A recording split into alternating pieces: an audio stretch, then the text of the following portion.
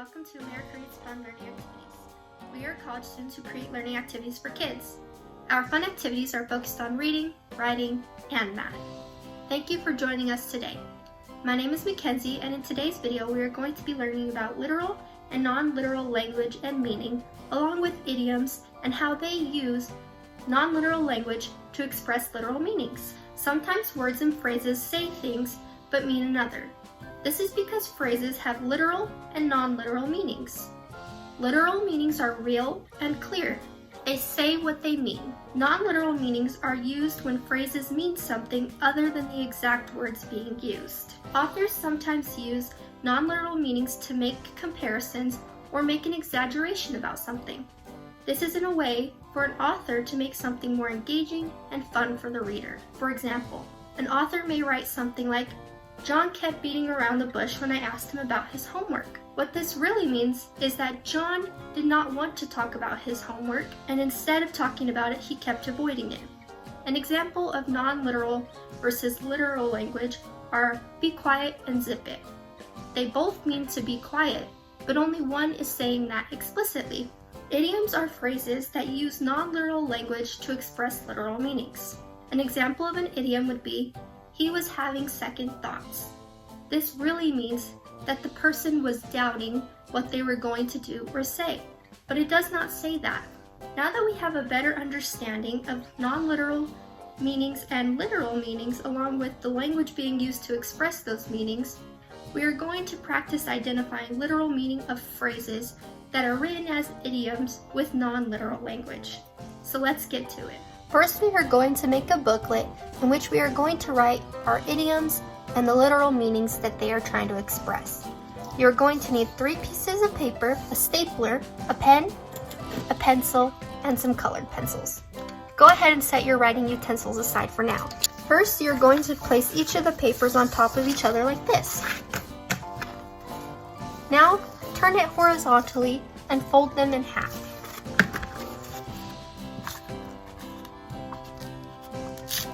Make a strong crease here at the end by pushing down with your finger. Go over it a couple of times. Then, take your stapler and staple this piece together to create the bind of your booklet.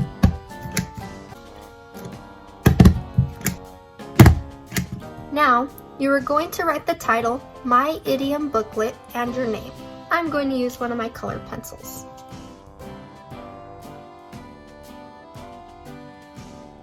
Also remember to write your name on the title page. Keep this out as we are going to use it to write the idioms we find in the cards that I have prepared. So set this to the side. Here I have prepared cards with idioms on them.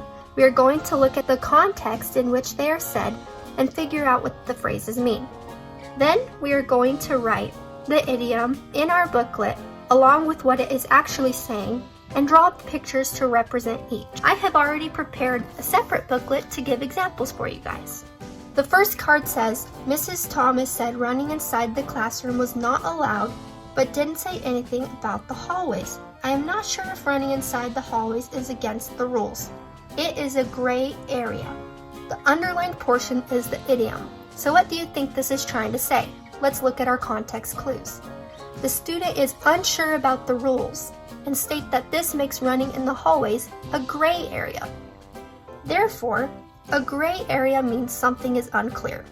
So let's put this information in our booklet. On the first page, I put the idiom, "a gray area." Go ahead and pause the video to write this down. On the second page, you are going to put what the idiom means, that something is unclear. Next, you're going to want to draw a picture to represent each. I drew a gray area for the idiom and question marks to show that I do not know what something means, as it is unclear for the true meaning of the idiom. Go ahead and pause the video to write your idiom and its meaning along with your pictures. The next card says, "Sam and Alyssa are in the same boat. Both Sam and Alyssa forgot about their book report due on Monday and had to spend the whole weekend working on it." The underlined phrase says "in the same boat," so this is our idiom. What do you think it means? Looking at the context of the story, it appears Sam and Alyssa are both experiencing the same thing. Therefore, the idiom "in the same boat" means to be in the same situation. Turn to the next 2 pages and write the idiom in the same boat on the first page and the meaning in the same situation on the second page. Go ahead and pause the video now so that you can write your idiom and the meaning. Next, draw a picture to depict your idiom. I drew 2 people in a boat. Then you are going to want to draw a picture to represent what the meaning of the idiom is. I drew both Sam and Alyssa trying to write their papers. As you can see, these images are the exact same because they are in the same situation. Pause the video now to complete your pages. Our next card says, Isabel's sister was unusually quiet. So Isabel asked her, "Cat got your tongue?" What do you think the phrase means, cat got your tongue? This is underlined, so that is our idiom. Yes, it is asking why Isabel's sister isn't talking. When you say cat got your tongue, you are asking somebody why they are not speaking. So let's turn to the next 2 pages to write our idiom and its meaning. Remember, on the first page, you are going to write the idiom, and on the second page, you are going to write the true meaning of the idiom. Go ahead and pause the video now to write these phrases. Remember, our idiom is using non-literal language, whereas the meaning of the idiom uses literal language. Up next, you are going to want to draw a picture to depict each phrase. I drew a cat to depict the idiom, and a speaking bubble with an X over it to depict the why aren't you talking.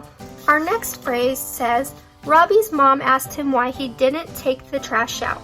Robbie told his mom, "Sorry, it slipped my mind. I'll do it now." Slip my mind is underlined, which means this is the idiom. What do you think it means? Yes, it means to forget to do something, which is what Robbie was explaining. Turn to your next 2 pages. On the first page, you are going to write the idiom, slipped my mind, and on the second page, you are going to write to forget something, to show its explanation or meaning. Pause the video now to write these phrases. Then, draw a picture to depict each phrase. I drew a person slipping down a walkway for slipped my mind, and for the actual meaning, to forget something, I drew somebody who forgot something and is very confused. Our last card says, Sarah's room was very messy. Her mom told her before she could play outside, she needed to organize her things in her room. I really need to get my ducks in a row, said Sarah. The underlined portion says get my ducks in a row. This is the idiom we are trying to figure out the meaning for. What do you think it means? We'll look at the context. Sarah was told she needed to organize her things, and to express this, she said, get my ducks in a row. Therefore, the idiom get my ducks in a row means to get organized or sort things out. Turn to the last 2 pages in your booklet to write this information. Write the idiom get your ducks in a row on the first page, and the meaning to get organized on the second page. Then draw a picture to depict both phrases. I drew some ducks in a line for the idiom, and a checklist of things to do for get organized. And just like that, we have practiced and learned how to interpret non-literal language used in idioms to figure out the literal meaning. You now have your idiom booklet to look back on to practice learning about non-literal and literal language. Thank you for joining us today. We hope you come back and learn some more. Please like and subscribe to our channel, and we will be back with more fun videos.